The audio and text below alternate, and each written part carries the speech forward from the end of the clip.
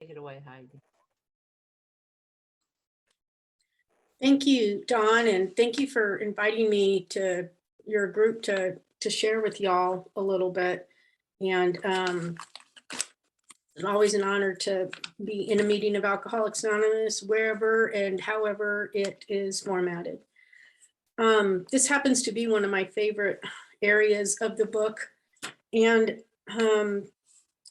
when I was first sober, I was really struck by the paragraph on page 55 where it says that actually we were fooling ourselves, for deep down in every man, woman, and child is the fundamental idea of God. That is one of the things that just stopped my heart, because it had never even occurred to me.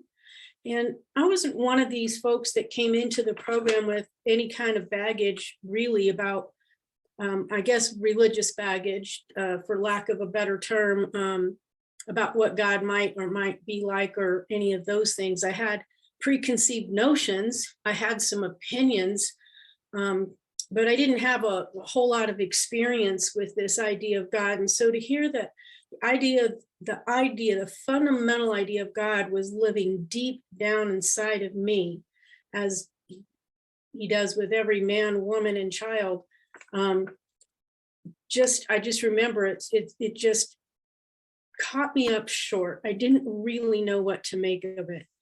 But it did provide a path for me to have some hope. Because earlier in these passages and earlier than what we read, they were talking about this idea of faith and what is that and how we experienced it. And are we really, I think the book is getting us ready to have a whole new experience with this idea of faith by visiting upon us. How have we looked at it before?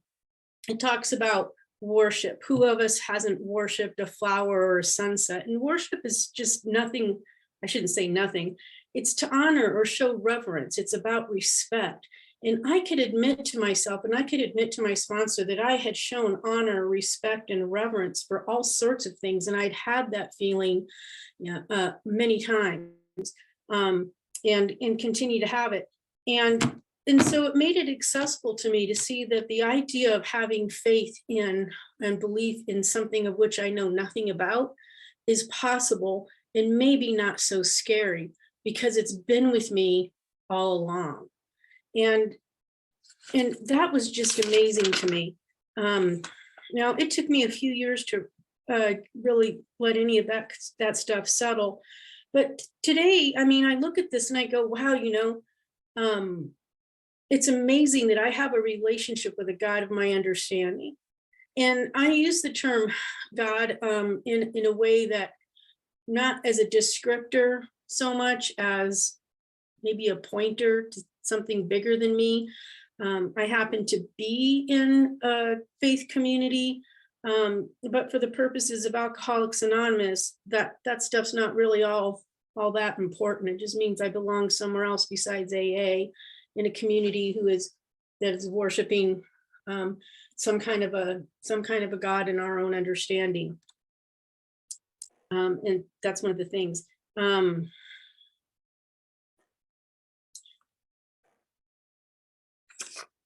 I forgot what I was going to say, so maybe it wasn't important. It says that arrived at this point, we're squarely confronted with the question of faith.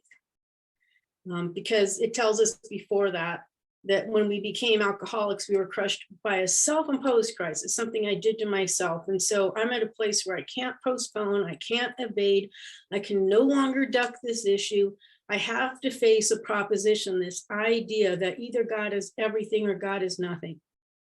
Now, when I first went through the steps the first couple of times, I just decided that the right answer was probably God is everything. And because at the time I was still looking for right answers. And so when I was had about 5 years of sobriety, I went through the steps with my sponsor at the time. And I thought, gosh, I wonder what happens if you say God's nothing. Like, is it possible to go through the rest of this and say God is nothing? And I thought, well, why would they ask us, God is either everything or God is nothing, and what's our choice to be, and what's going to happen if I make that choice? So I made the choice that God is nothing, and my life proceeded to fall apart. And I was just so miserable. I mean, I was still going to meetings, I was still sponsoring people, I was still trying to apply spiritual principles to my life, but I had decided God was nothing. And the lesson I learned out of all that was that I had once again made myself God. And that as long as I'm relying on me, I'm making myself God, and I'm playing God with my life. And that didn't work before. Why would it work now? And so I changed my mind, and I decided that God needs to be everything. And I'm grateful for that experience. I'm grateful that I tried that, because it gave me something else to consider. And I do believe that, when you're on this path, at least it's been my experience, when you're on this path, it's fine to make mistakes. It's fine to take different paths. It's fine to have a different experience and see what comes out of it. I used to be quite rigid about this whole thing, mostly because I had so much fear in me. And over the last few years, I've softened up a bit, in that I've realized that there's a whole lot of ways to have an experience with the God of our understanding, have an experience with the great reality that's deep down within us. The other thing that's great about this is it's preparing me, I think, or anybody who goes through this, for the idea that we're going to embark on a deep self-examination. And a lot of folks believe the self-examination begins in the fourth step, but it begins in the first step, because I have to deeply examine what am I really powerless over alcohol? What does it look like to have an unmanageable life? Is that my life? Then I have to embark on this idea of the second step, with the idea that there's a God of my understanding that might be able to solve my problem for me. But I have to go in a deep examination of, well, what are my beliefs about faith? What are my beliefs about God? How have I applied them into my life, and how has it worked or not worked? And for me, nothing I did worked, because it was always about me, and it was always about me having a great idea that was never really good except in my own head. And not very much worked out very well for that. But I had to take a look at that stuff. Well, what is the real belief that I have, so that I can get to a place where I'm squarely confronted with that question of faith, and then take a look at the idea that if God is within me, that's great, because that's where my problem can get solved. If it's David's problem, it's not solvable for me, because it belongs in him, and I can't get inside of him. So the good news is if God is deep down inside me, then he's accessible.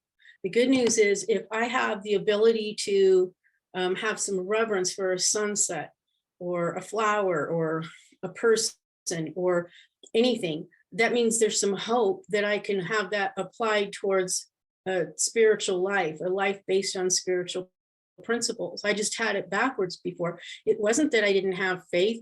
I just had faith placed in the wrong thing and in the wrong people. And it was a matter of, how do I apply it in a different way? I've recently started feeding birds, and this is fun. My dad is a bird guy, and he feeds birds, and I've been visiting. He has prostate cancer, and so I've been visiting him since about 2019, when he had a bad fall, and going to help him and his husband out at least once a week, to try to help him do things around the house and give Mike a break. And anyway, they have this bird feeder, and they have all these birds that come, and it's just amazing to see these little birds, and they just know they're going to get fed. They know that feeder's going to get filled. They know the squirrel's never going to make it, no matter how hard he tries. And it's just amazing to me that those birds are taken care of, so well. And so I've started feeding some birds, and it's a delight to watch them. And for me, that's the spirituality of all that, is that I can see God in those things. God isn't those things, but I see the hand of God in those things. And that's kind of how I look at that paragraph as well, is that if God's deep down inside of me, then he's deep down inside of everything and everyone else too. Like maybe his fingerprints are there as well. So if faith in some kind of God was a part of my makeup, just as much as the feeling as we have for a friend, and that sometimes I have to search fearlessly. Now, if we're going to go on and do that in the third step, the fourth step, the fifth step, the sixth step, and seventh step, those are all self-examination of some kind, a deep examination of my spiritual principles or lack thereof, I should say, and the lack thereof sometimes. And that in the last analysis, it's only there he may be found. And so the testimony that we're trying to clear away is this idea that we can't possibly have some kind of God of our understanding, or this idea that we can't possibly change our mind about spiritual principles or spiritual values or what that might mean to us, because those change all the time.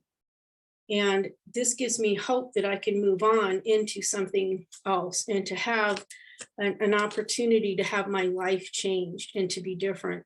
And today it is, wildly, wildly different. I don't even know where to start, really. I've been sober since December 10th, 1986. So in next month, assuming I don't get hit by a bus or something, I'll celebrate 36 years of sobriety. And if you had told me that I was going to be here 36 years later, still be sober and be a completely different person, I think I just would have fallen over dead, because that was too scary to even think about. I'm not even close to being the person who came into this program, a fragile, skinny, weird looking young person, 21 years old. Looked like I stuck my finger in a light socket because I had curly hair and I teased it. So it was way big. I had big hair, 80s big hair. And I was about 80 pounds when I came into the program. And I had not one clue about what I was doing on this earth. I had not one clue how it came to be that I became this alcoholic who couldn't find a way out at 21 years old, and I wanted to kill myself. And I thank God for the program of Alcoholics Anonymous and the people who've been in it, and the people who approached me in whom the problem had been solved, so that I could have my opportunity to be sober and to have a life that's been changed, a life that is sane, mostly happy, mostly useful. I'm not always a useful person, and I'm certainly not always sane. I'm sure David can attest to all my many crazinesses. I might let him too. Anyway, because he's my favorite person, so he gets to do a lot of things.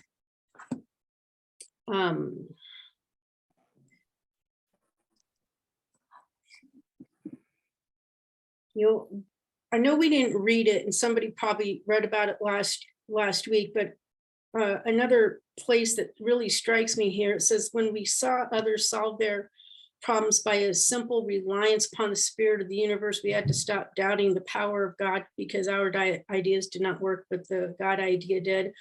And the Wright brothers' almost childish faith that they could build a machine which would fly was the mainspring of their accomplishment. And for me, that kind of faith has been really important. It's what's propelled me forward. Because faith for me is a firm belief in something for which there is no proof, or you can't prove it. There might be evidence that it exists, but there's not any kind of proof that it's there. And so having a faith like that, tiny little faith in something bigger than me, is scary, because it means that I also got to have some trust, which means, that I'm confident. And that's, for me, is what trust is to have some kind of confidence in something or someone. And I would love to say that I always have faith and trust in that power that I call God. But my actions actually show me that that's not true. And the way I know that is because I try to do a regular 10th step and 11th step. And that's what I think some of this leads into. And what I've discovered is like doing 10th step and the 11th step is what strengthens, many times strengthens that power and strengthens that trust, because not only can I see where I've fallen short, but I see where I've grown and where I've changed. And so I have the evidence that there's something bigger than me out there helping me to live by spiritual principles.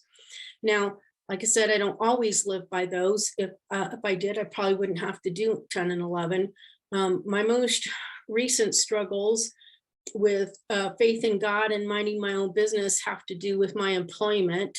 My company recently just closed on a merger, and so we've been merged, and I'm part of the transition team.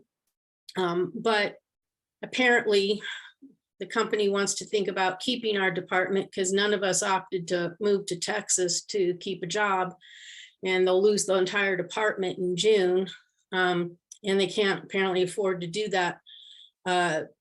So they're deciding that they might change and make another offer to us for employment, but let us keep our severance package. Well, all that stuff makes me feel nervous and uncertain. And I hate uncertainty. I like the illusion of control. It's why I drive an SUV. I love this false sense of security I get from that thing. And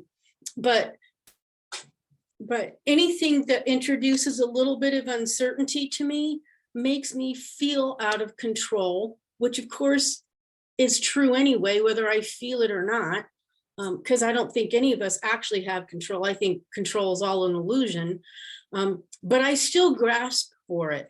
And then when I feel like that, then I suddenly don't have any trust. I don't have any confidence. So now I don't have any confidence in the leadership. I've got myself a little story going. I don't have confidence in leadership. I don't have confidence in the management. And I'm a little concerned about, hey, I just want to do my job, but I want to be able to have certainty about how I can do it. And so I'm trying to make the terms and trying to wrestle with that. And it's all just one big story. The truth is, all I have to do is show up and do my job. There's nothing else to do. Everything else is none of my business. Don't have anything to worry about. I have a job, everything's fine. But I will talk myself into all sorts of weird stories, and then try to claim I'm living by spiritual principles.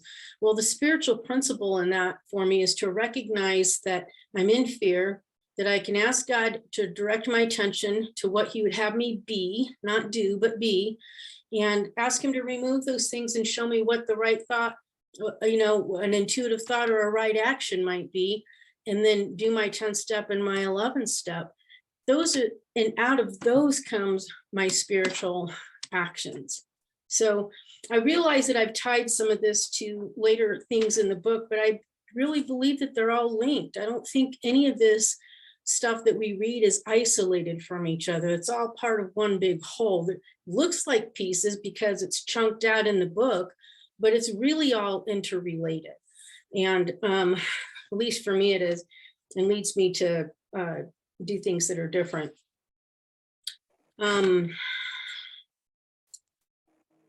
I have a question, Don. Is there anything in particular that you wanted me to talk about, or is this the way you guys do it, or? You're right on target, rolling. Oh, okay. Keep doing what you're doing. You're doing great, I think. Well, I just want to make sure I'm like actually doing what you guys do. That's all. You're doing great, Heidi.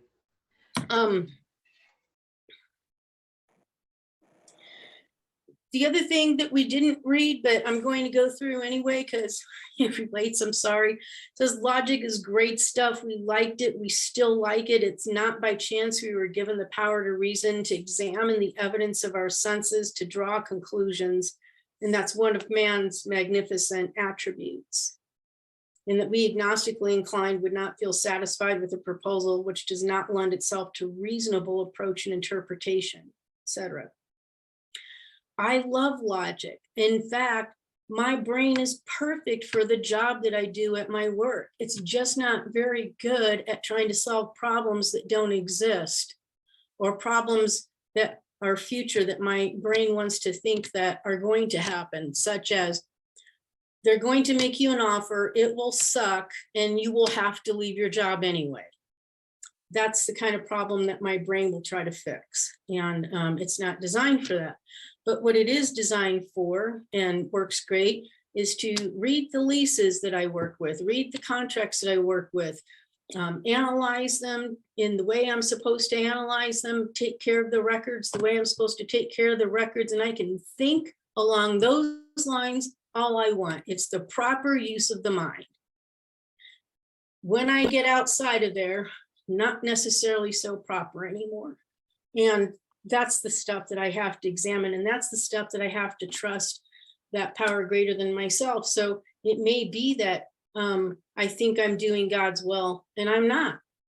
It may be that I haven't even realized that I've rationalized something. And so I'm not looking, I'm not doing, I'm not having that experience of faith and trust.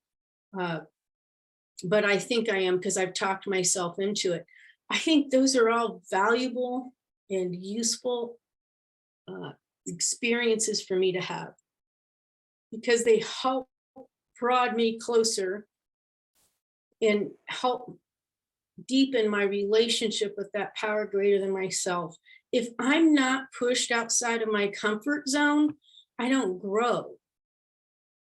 Or maybe I don't grow as much.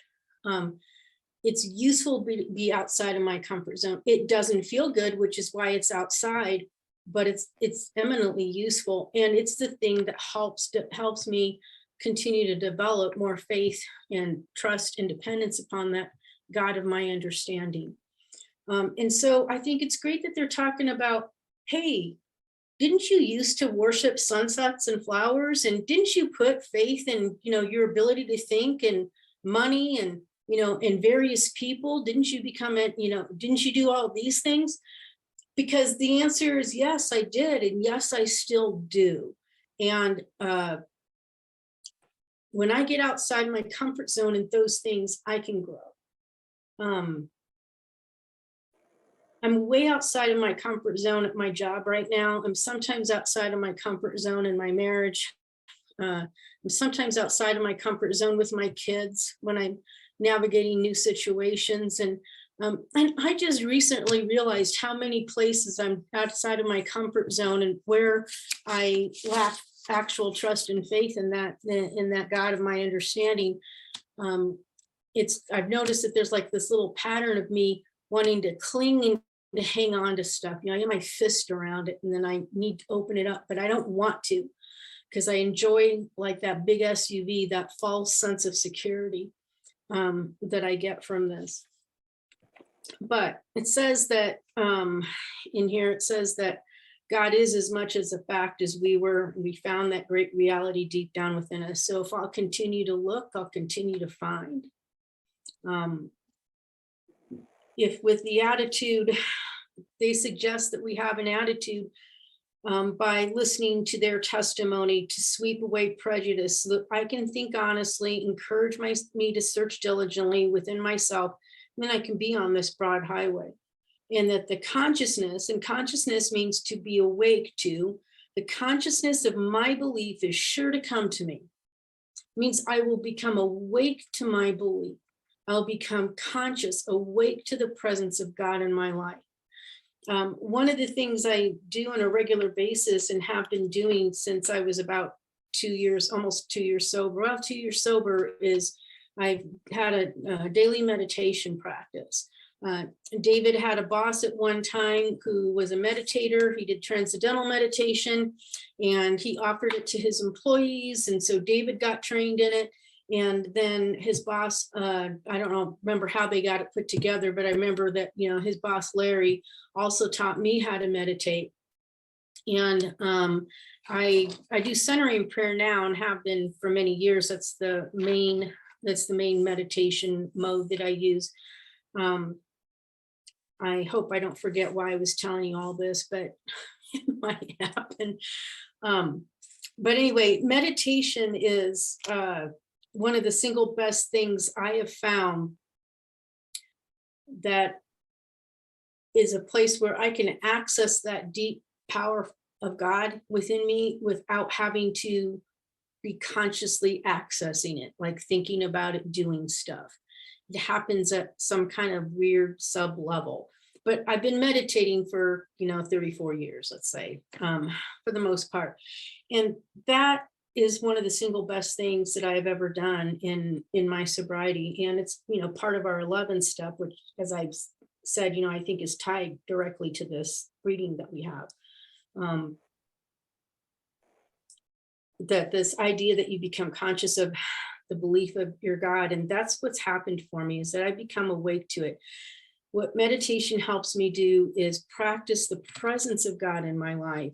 And practicing the presence of God means for me to ask myself, what am I thinking right now? What am I doing right now? What am I feeling right now? What's going on right now? As my sponsor would say, where are your feet? Well, my feet are right here, right underneath me.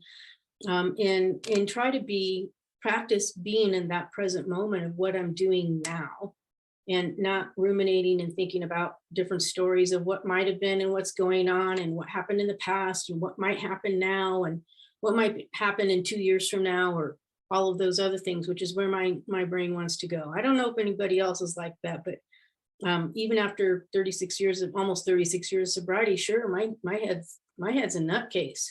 I absolutely have to have this program. I absolutely have to have Alcoholics Anonymous. And the longer I've been sober, the more I realize how badly I need it. And as my husband says, I need AA way more than AA needs me. And because alcoholism, as I've found out, is a subtle foe. And it's kind of crazy the way my brain can work around that.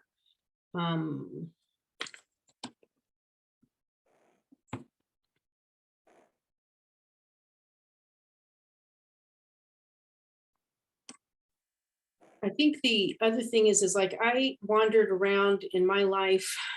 Like I said, I didn't grow up in any particular real religion. My dad grew up Methodist. My mom grew up in a culturally Jewish household. So they didn't practice Judaism. They both met up at a Unitarian church. And then they got married and had kids and had us. And we spent, interestingly enough, my dad decided Judaism might be his way out of alcoholism. So we became Jewish for 2-3 years.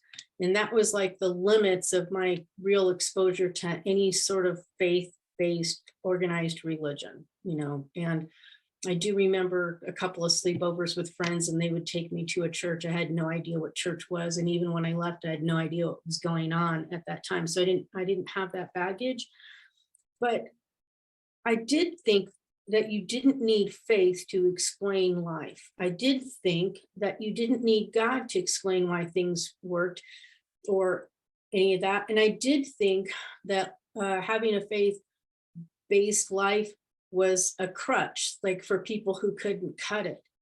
So when I was in high school, I did a lot of my drinking in high school because I got sober when I was 21. So I was in the library. I was suffering from a terrible hangover.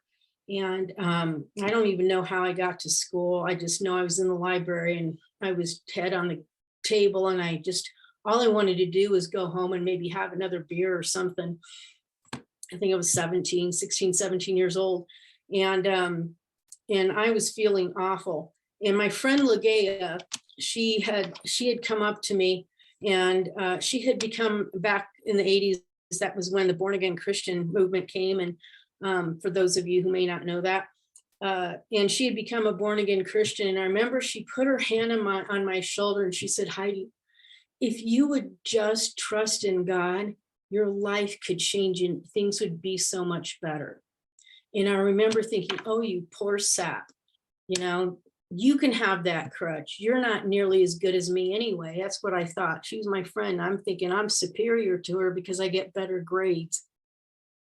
But she was out making something useful of her life. And I was sitting there on the table with a hangover. And so when I came to Alcoholics Anonymous and when I read this portion of the book the first couple of times, I remembered that and I was like, yeah, she's right.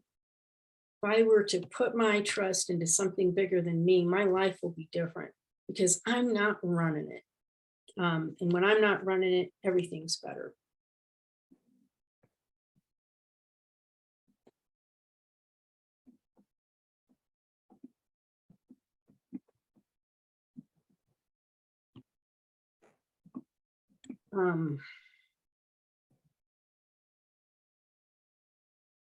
I like this. I like the electrons anecdote that they give us in this book, that the electrons themselves seem more intelligent than that. At least so the chemist said, because earlier they talk about the prosaic steel girder, you know, being a mass of electrons whirling on to all sorts of places, like wherever electrons go. And the thing is, it's like you can't see the electrons with the naked eye. I'm not even sure if you can see them with the telescope. Somebody who's sciencey and knows those sorts of things will probably be able to answer that. But I know that I can't see it. And so a wooden table, which is where I'm at right now, a wooden desk, it looks like an oak wooden desk, what I would call an oak wooden desk. But underneath it all, it's something that's completely different that I can't see, perceive, or even imagine. And to me, that's just fascinating. That things could be built that way. And it also tells me that just what I think doesn't mean it's true,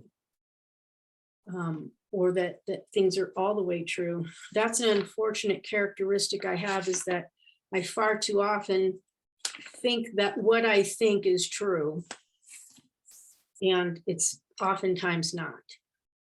For instance, these two new CEOs that we have, they're actually good guys. They're just trying to make a company work. We were mashing two companies together and it might be a little bumpy. That's all. Possibly. That's possibly all that's going on.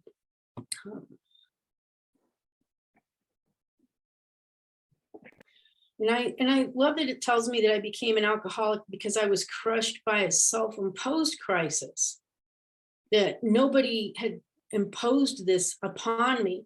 And I wrestled with that the first few years in my sobriety, because I kept thinking, well, how could it be self-imposed? If I'm alcoholic and I was born alcoholic, then how could it have been me? Like, if I'm putting booze in my body, but I can't stop myself from doing that, how could this be a self-imposed crisis?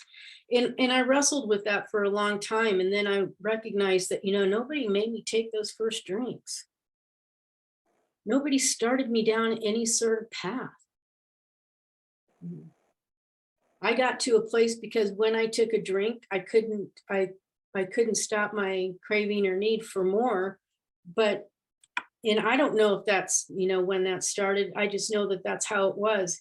But I was crushed by my alcoholism that I had self-imposed upon myself. And that nobody had done that to me. The good news is that, Link, I haven't had to have a drink and I haven't had to think about it really in many years. And I don't, it doesn't bother me to be around it or to not be around it. I don't think about it. I do things that are prudent. You know, if I'm at a wedding, I ask what's in the punch before I drink it. Most people have water anyway, and I don't have to do much of anything else. And if they don't, I ask for it. And I've been able to do stuff like that. I've been able to do what our book talks about being able to go anywhere other people can without, you know, without having to, well, I haven't had any problems with it. I'll put it that way. I've been able to enjoy myself and bring to the party if it's been a party, and enjoying people. The folks at my office, they all know that I don't drink. Nobody cares that I don't drink. There's a couple of people who are curious that I don't drink. But, you know, nobody really makes a big deal out of it. In fact, we did have an executive assistant who made it her mission to make sure that there was always something non-alcoholic so that I'd be okay. And I thought, well, that's really sweet of her, you know, to do that. She does that with the gluten-free folks too. She made sure that there was always something gluten-free. And I thought, well, isn't that nice? Anyway,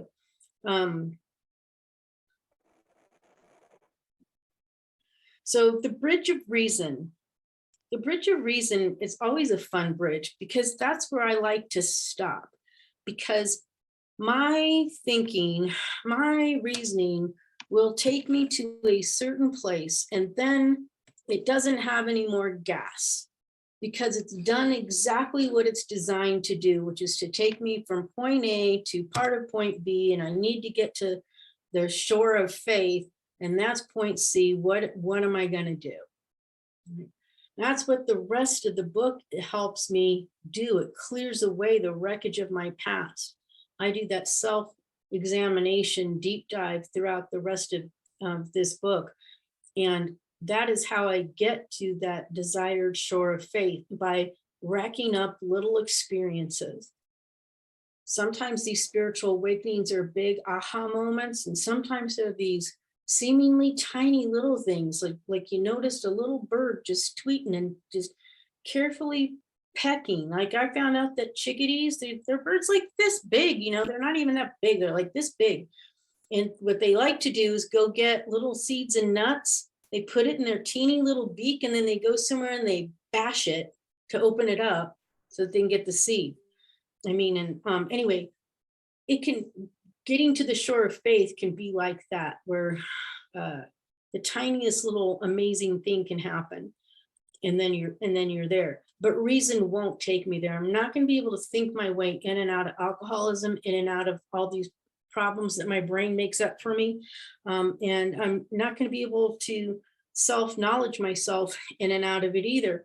And I'm a girl who loves self-knowledge. My sponsor will tell you, I had a lot of conversations with her about it. I still love self-knowledge. Sometimes I think that, if only self-knowledge could get me to where I want to be, but it just never works. It's great. It's useful for certain things, but like reason, it can only take me so far, which is where I have to be able to be having that firm belief in something that I can't necessarily prove and have a complete trust in. For me, it's kind of like if like Wile E. Coyote, and you jump off that cliff, but instead of hitting the ground, the loving hand of God comes out and catches you in the middle of this thing. But I'm going to have the trust to walk into the water and maybe not drown, or to step off the cliff and not hit the ground. And that's like being in free fall for me. And for people like me, man, I do not like that.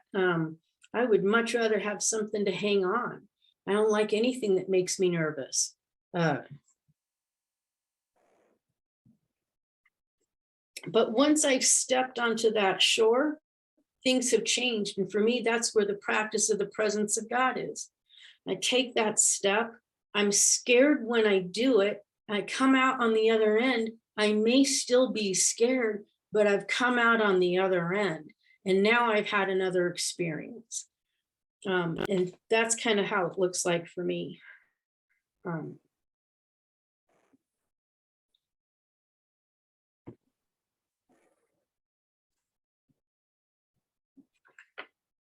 Well, I think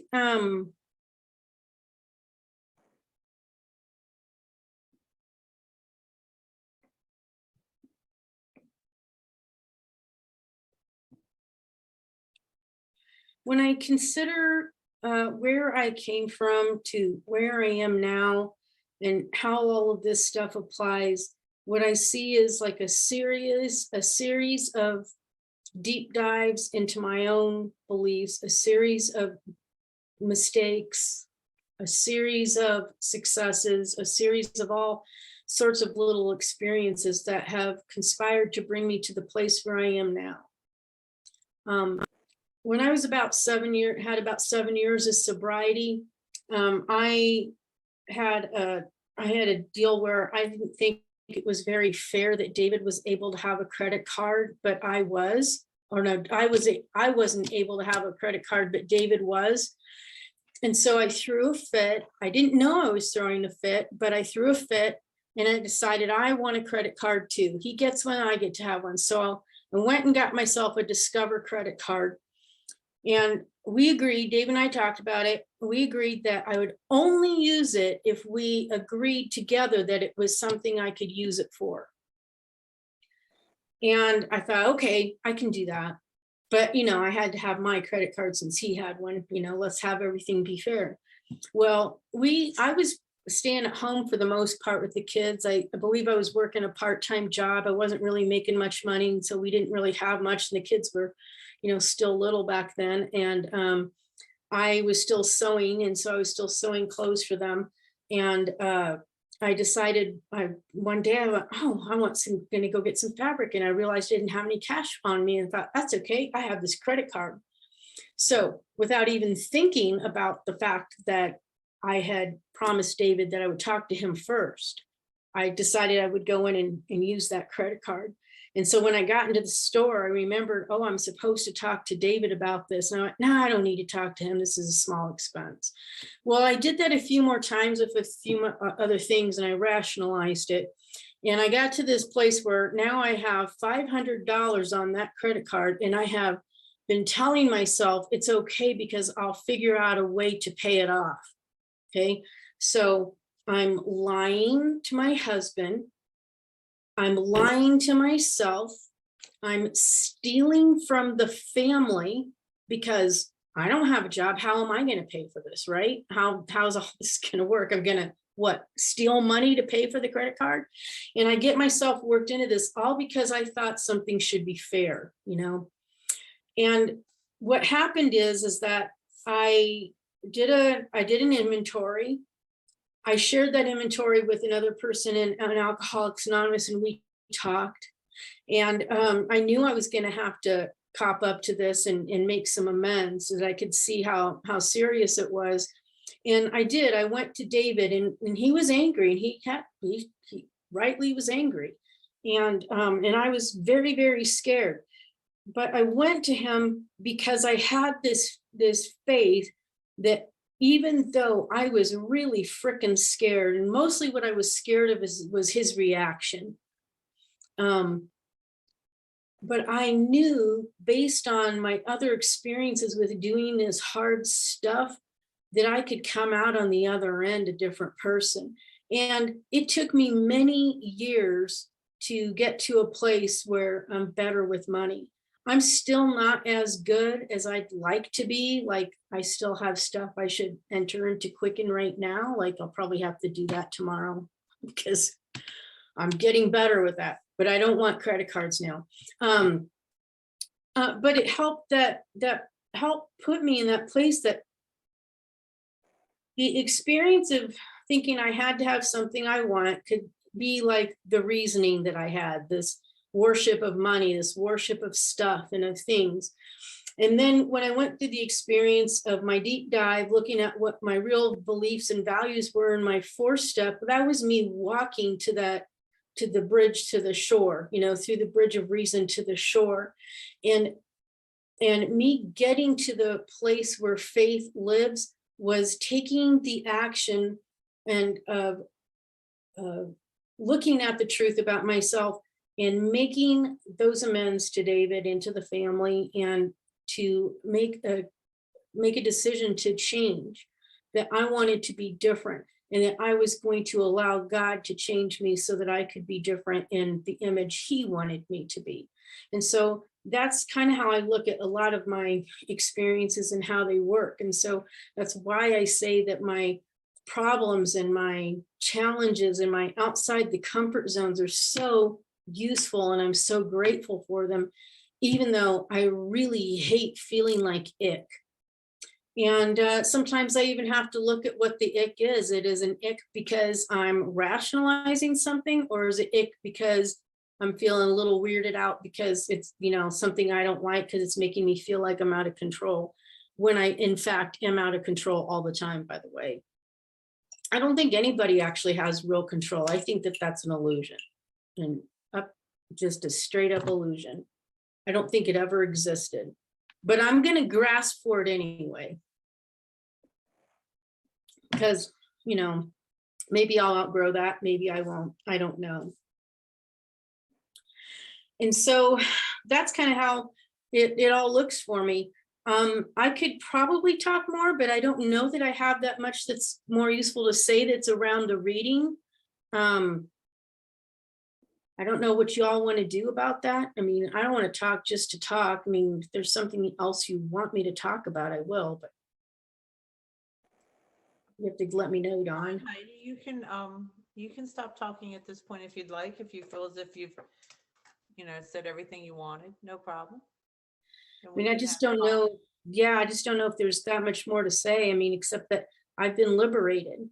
I've been liberated by the process of going through the 12 steps, by the process of being able to keep up fairly consistently. I'm not going to even say the word perfect, because that's just a stupid word when you're talking about, spiritual things. There's no such thing as that. There's a goal you can have, and I have goals. But it's not really any of my business whether I make those goals. It's not really any of my business what my spiritual condition is right here, right now. That's God's business. My job is to just take the actions and take the steps, to be willing to look unsparingly at myself, and to take whatever actions or non-actions that seem necessary for each thing that happens. I guess I could share one other story, and that's that, I have a best friend in AA, and I love her dearly. I mean, like, I just love her so much with all my heart. And she was speaking at a meeting last Saturday, and I got a fourth COVID shot booster that Thursday. And for some reason, none of the other ones affected me, but that one did. And I felt a little under the weather, and I was all brain foggy. And I was going to be at that meeting for her on Saturday and listen to her speak, because she's important to me. And I knew I needed to be there. I had told my dad I needed to be there the day before. And on the day of, I lost it. It didn't even come to mind, and I didn't go. And I got a text from her at just about 6 o'clock, and the thing was going to show up the thing was going to start at 6 o'clock. And she said, "I can't wait to see you." And I was like, oh shit, I missed it. And there's no way for me to get to the city where she was speaking at and be there in any sort of good time. It's an hour away, hour and a half away. And I can't even tell you how horrible I felt about that. And my husband tells me it wasn't because I was a bad friend. I did feel like a really bad friend. And it was a horrible mistake, a mistake that I was able to rectify with her. Of course, she felt hurt, and she felt free to tell me that she felt hurt and disappointed. And that's the great thing about all this stuff too, is that we can get to a place where we can still love our friends, and make big mistakes and make big reconciliations too. Because it was like the most horrible thing for me, because I really love my friend and I wanted to be there for her. And I can't for the life of me think about what in the world happened to my brain on Saturday, where I didn't think of it as being Saturday anymore. Those things happen, and hopefully I don't make that kind of mistake again, but I might. It could happen. Anyway, the miraculous demonstrations of God in my human life have been immense, and I'm grateful to him for that too. God has made miraculous demonstrations in my marriage, my relationships with my children, in my workplace, in my neighborhood, and in my community. And I can see those things now. I can't always see them right away or when things are happening, but there's always a hindsight factor, and I can always see something happening. And so I'm very grateful for that. And thank you for letting me share. I wished I had something else to say to you, and maybe I will later, who knows. I think I'd rather listen to, other people share their own experience with this. And it looks like there's a few people on this meeting, if that's okay. That's no problem. If you want to chime in at any given point, you're welcome to. We'd like for you to call on a couple of people to get the meeting started, and then we'll open it up for hands to be raised. Okay, well, I haven't seen Joel for an awful long time. So Joel, why don't you lead off? Oh, wow. Heidi, you were wonderful. I wasn't expected to be called. My name is Joel, and I'm an alcoholic. First, David, and then hearing you. Oh, I am a spiritual kindergartner. You know, I listen to everybody else and I say, oh, they really got it. And I can only talk about my experiences, which is I realize I'm lazy. Sloth is like one of the character defects I have. You know, I hear the word work, you know, and I want to go to bed. I don't even say I work the steps. I believe in living the steps. For me, 10 and 11 happen right now. They're right now steps. The 10th step for me is about when I make a mistake and I catch it while I'm out there, I fix it while I'm out there. Tom gave me that book that David was talking about with the spiral and the 12 or 13 questions. And I started doing it, I put it down. Started doing it, I put it down. Then I realized when I pick it up, it's like just about 15 minutes before I'm going to go to bed. So maybe let me do it a little bit earlier. I could not find the discipline to do it. So I have a workaround. My workaround is I do look at my calendar, and I got a calendar that pops up on my phone and pops up on my computer. I plugged it in there. All the questions are in there and it pops up. And I don't take pen to paper, but I look at them and I see if there's anything that I really need to focus on. So that's how I work the nightly review. The 11th step, this happened years ago. Even before Don Pritz was my sponsor, I had a man named Van who was sponsored by Clancy, started the Atlantic Group. And I was talking to him about the 11th step. And I said, you know, this 11th step means in the morning, throughout the day, retire at night. He said, yeah, it's constant. I said, how do I constantly remind myself about God? And he says, get yourself a cheap watch. And I remembered this is like 20, 30 years ago. And I did it again. I bought a cheap watch that beeps on the hour, and I pause and I say something like the Serenity Prayer, or thy will be done. So that's the way I discipline myself. I also wake up first thing in the morning and I say, God, please direct my thinking. I've been doing that for about 5, 6 years.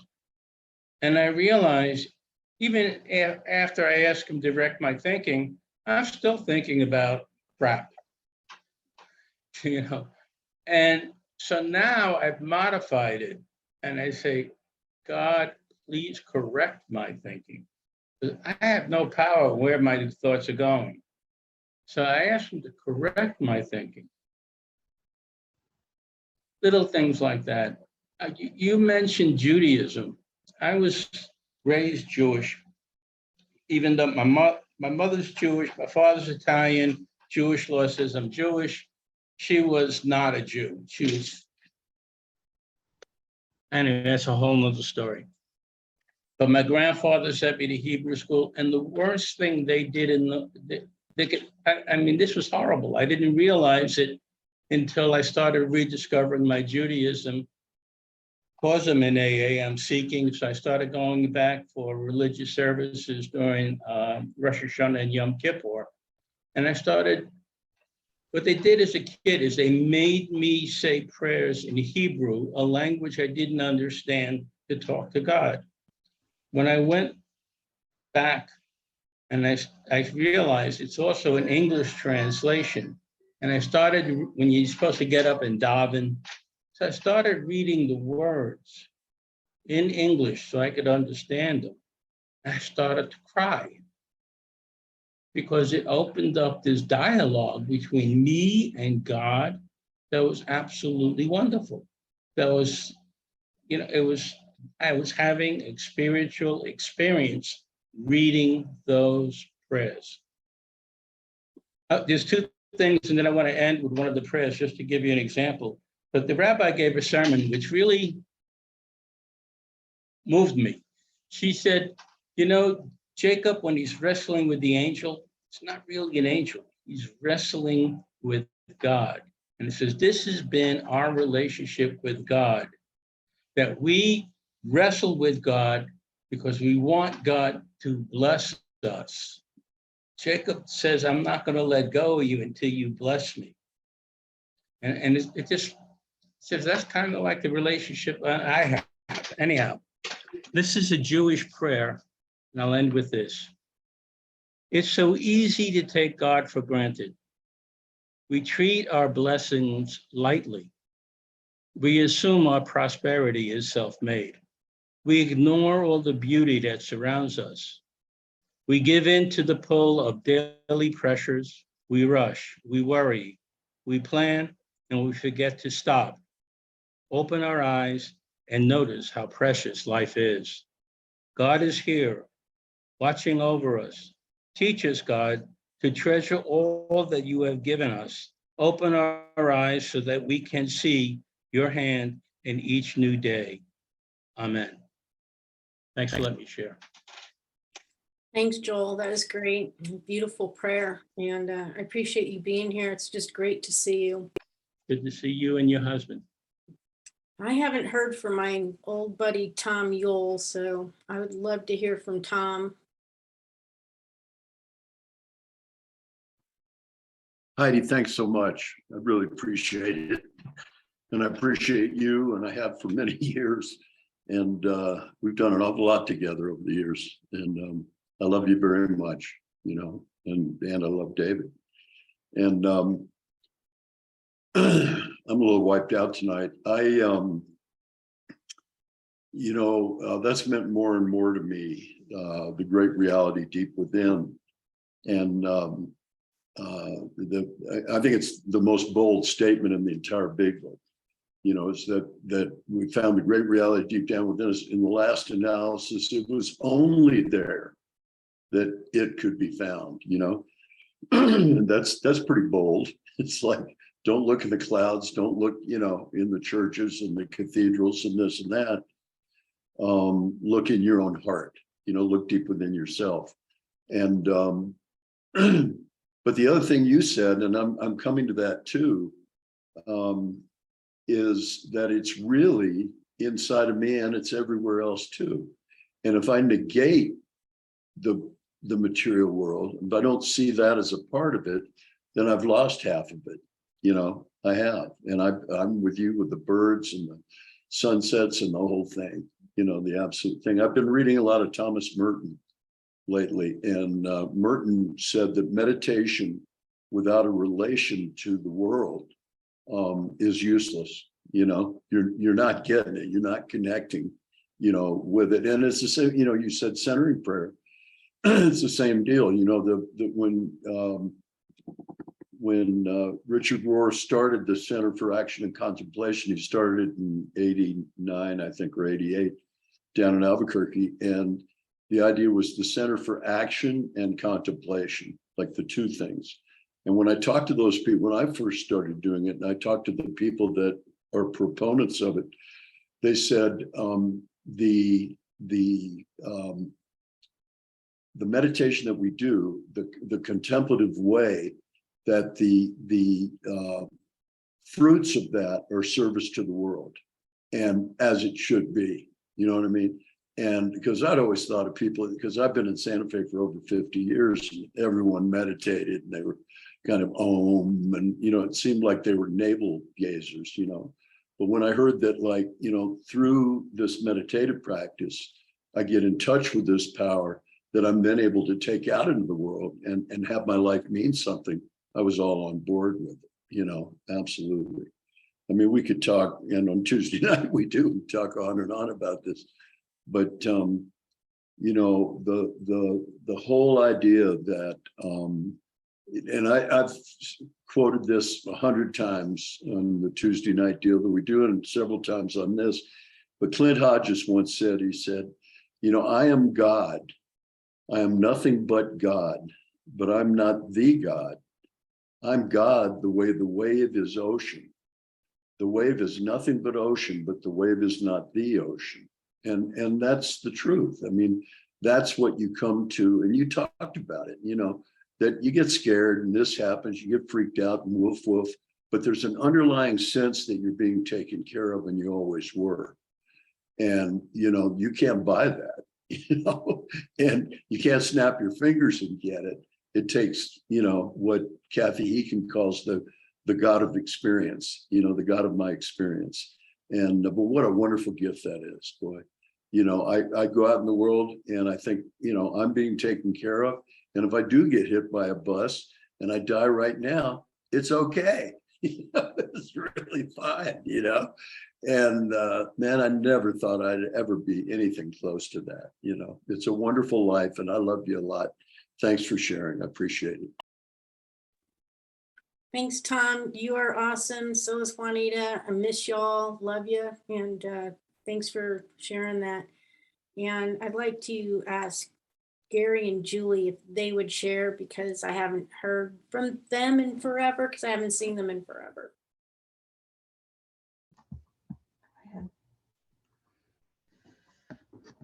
I was thinking early in the talk, there's many things I compared with what we were doing when you approached talking to about the second step in there, and it kind of came back around again. I had been sober maybe just a few weeks, and I was locked in that house in Wyoming.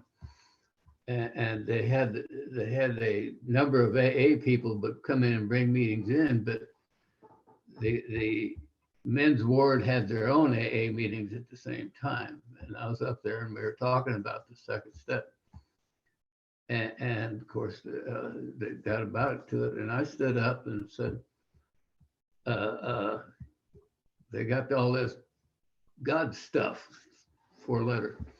Going on in there, and I ranted and raved about it, and I didn't have any idea where that was going to lead me with that. But there was a guy in the meeting that I think his name was Doug, and he after I finally shut up and sat down, he said, "Gary, you need to understand something." He says, "I'm a little bit older than you, and this is my 5th facility like this I've been in with that." And he says, "I had that kind of attitude for a long time, and you might want to consider what's that'll lead you." He says that this isn't a life anybody should want to live. But I wanted to argue with him about that, because I still thought it was God's stuff, and that was it. But then the problem of the process of learning more about that kind of came to me, and I think it came to me pretty gently through the AA process. People I looked up to and all that, they were talking about a new relationship with God, and I thought, well, maybe I'd be a little more open-minded. And fortunately, I never took a drink when I was going through that process, and that it worked out. But well, it's sure great to see you and David here, and that's so just super. Thank you. Good talk. Heidi, hi, this is Julie. It's so good to see you and David and everybody on here again. I just lost a very good friend, and she had made a decision that she just didn't want to live the way she was living anymore, because of illnesses and that type of thing. And I found myself unable to cry. And I thought I should. But if I cry, I can't breathe. And that's the result of Parkinson's, I guess. I cannot breathe. And so I think about her every day, and I can't believe I'm not going to see her again, that I'm not going to talk to her again. And there was a lot of people that was at the service Sunday. And it was so good to see them. In fact, 2 of my daughters were there. And had it not been for Bill and Bob coming together finally and putting this thing together, and I think it's God inspired, I would not have a daughter today. She's sober now 6 years. We did lose a grandson to this horrible disease. And I hate alcoholism. I do. That's probably my Al-Anon training. But I've started to go back to meetings because I had quit. Because everybody that was in my meeting died. I mean, I'm old. They are old. And they died.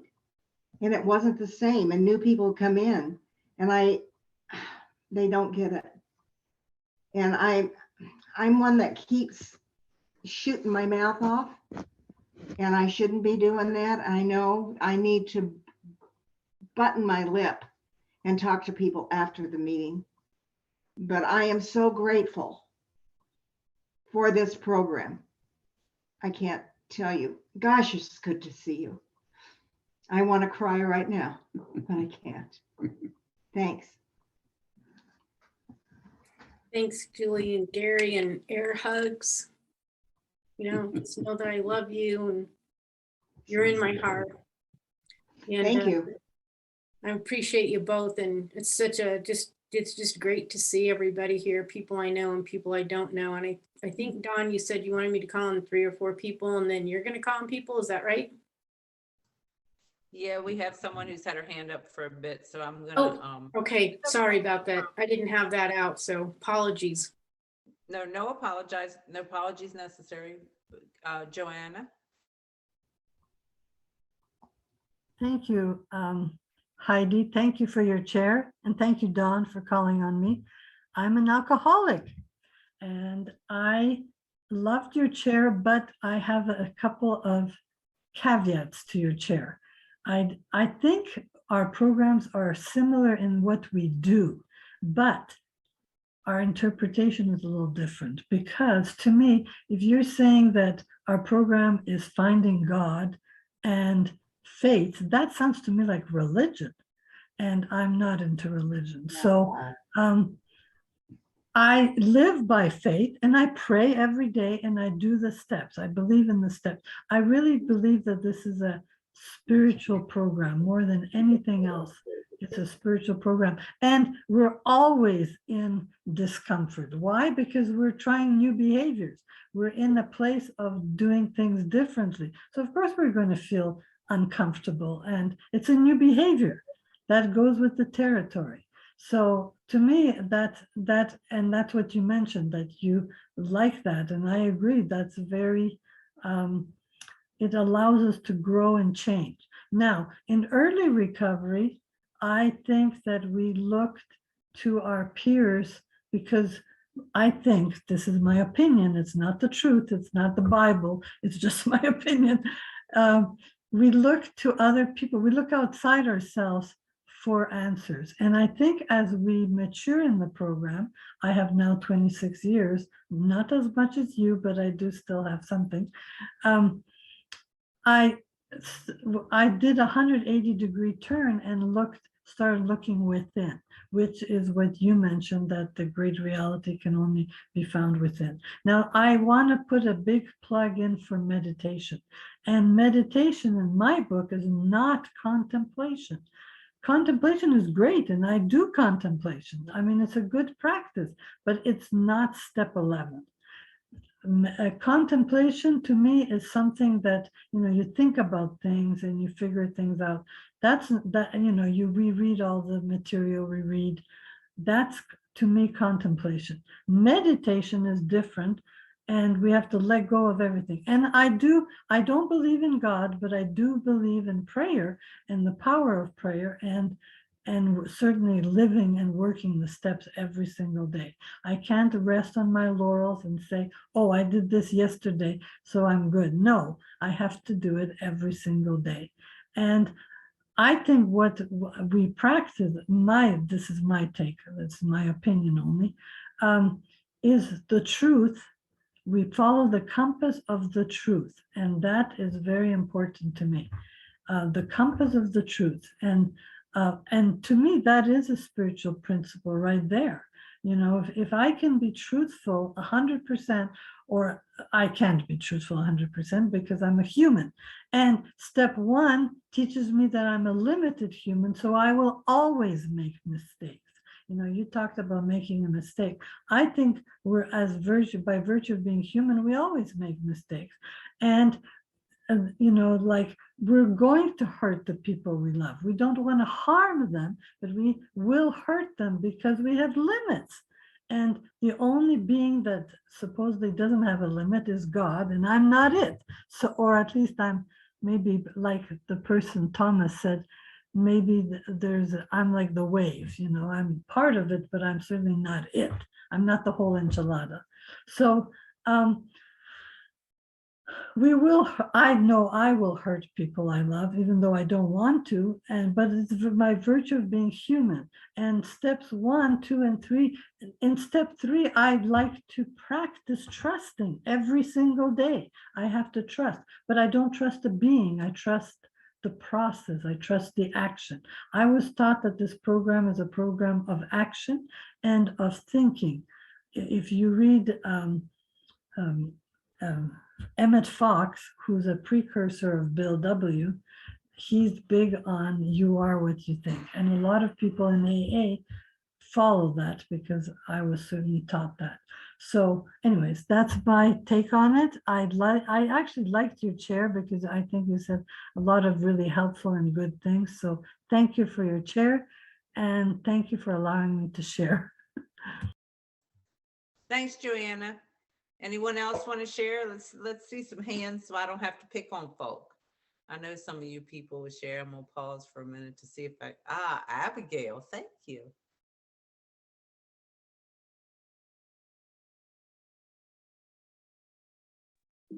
You're welcome. My cat is walking on the keyboard, so hopefully she won't disconnect. I just want to thank you all. What a lovely share. I like the way you organized it, even though it wasn't completely organized. It was very not quite logical, but it was succinct and it was easy to engage with what you were saying, and it got me thinking a lot.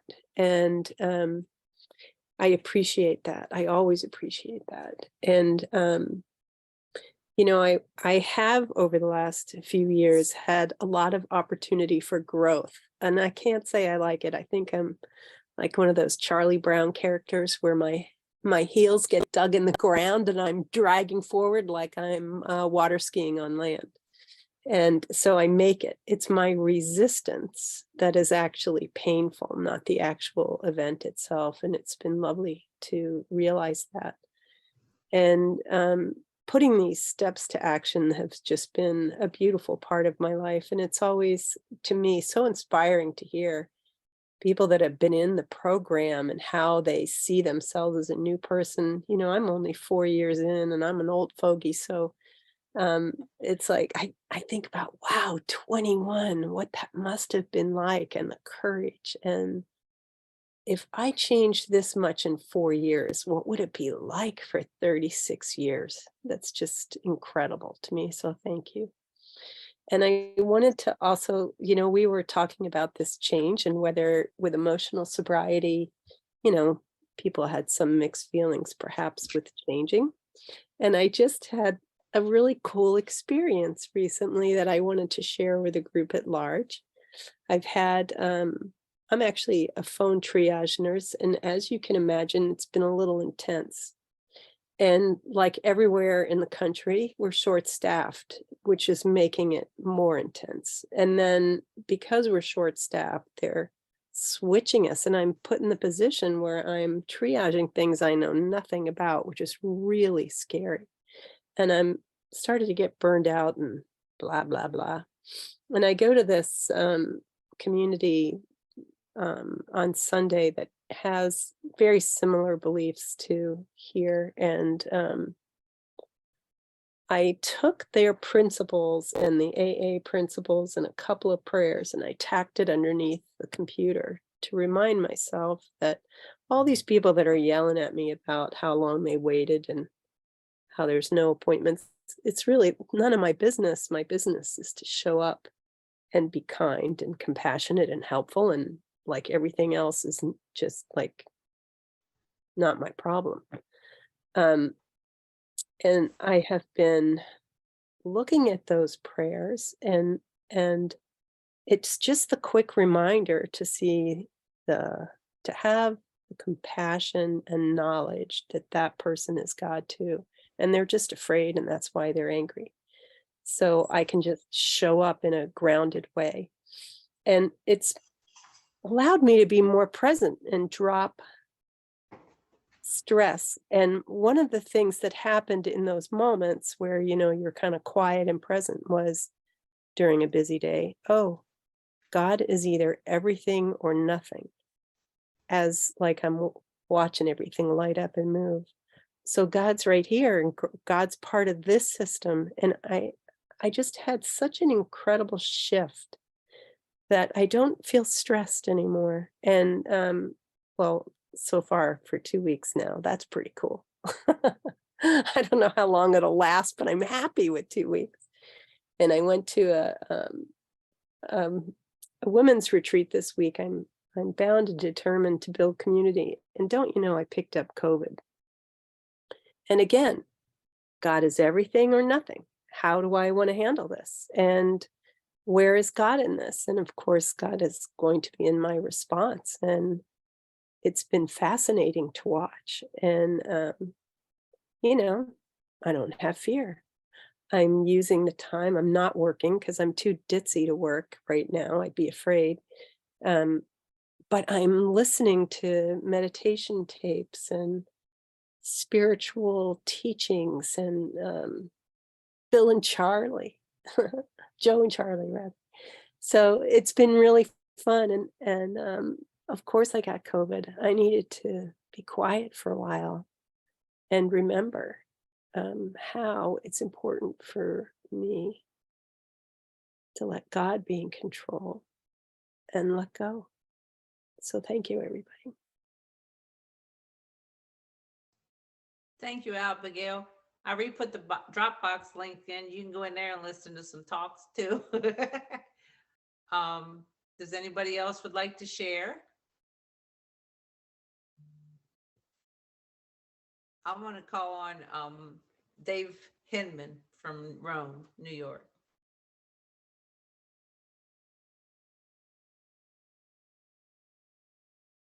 Maybe not. You there, Dave? All right, I'll take David from Toronto then. David H. from Toronto. I shouldn't have turned my camera on. You're correct, and you're right beside him. Actually, it's kind of funny. David H. from up north and David H. from up north. Dave, alcoholic. I really actually don't have too much to share, but I'm happy to be here.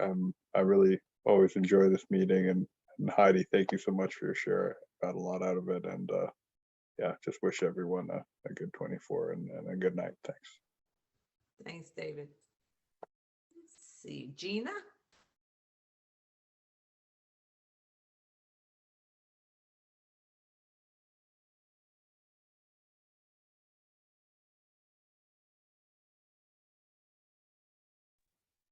Sorry, that was on accident. Yeah, I was just trying to check the chat. But anyways, I just want to thank you, Heidi. I'm 3.5 years, but I'm just starting to get all this stuff and it's just amazing. And I just started coming on to this meeting and listening to the tapes, and it's like fleeting form, but it's just amazing to be here. So, and to listen to you all. So thank you so much. And I'm so glad to be here. Thank you, Gina.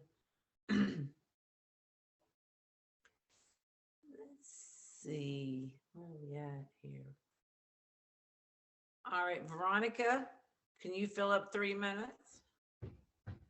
I'm sure we. Hey everyone, my name's Veronica and I'm an alcoholic. I can fill more than 3 minutes, but actually I've got really not not that much to say. I actually just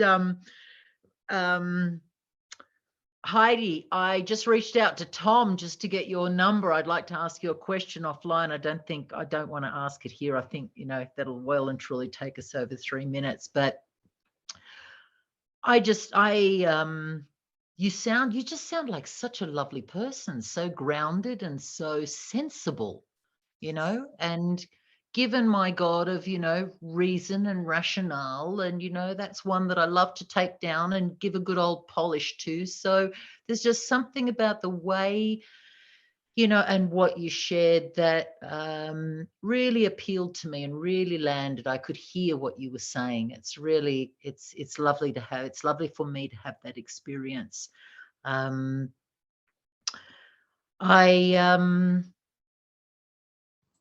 This God is everything or he's nothing. And I know you covered a lot of subjects. You covered a lot in your share. And I mean, it's a mighty fine question. And it's one that really recently, and I say recently, 4 or 5 months ago, where I caught myself realizing that that's not really what I'm doing.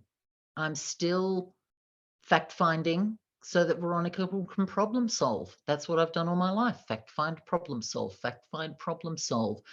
It's slowly changing. It's a lovely experience to have. It's at times uncomfortable and very awkward and kind of a bit scary.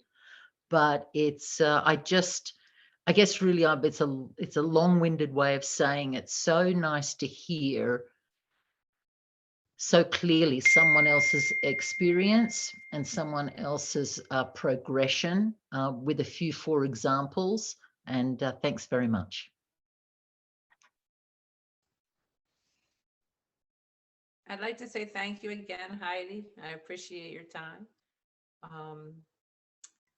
Also, I want to say that over the course of the next couple of weeks, Maggie will be chairing, and then we'll be searching a new chairperson. So if anybody's interested, you can reach out to me, Maggie or Sam.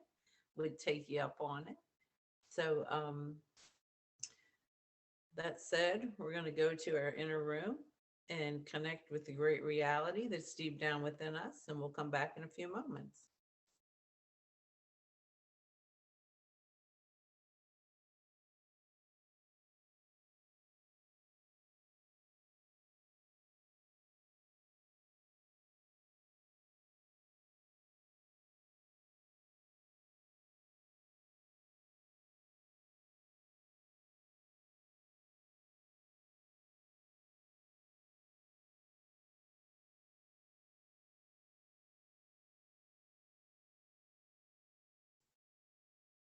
Thank you.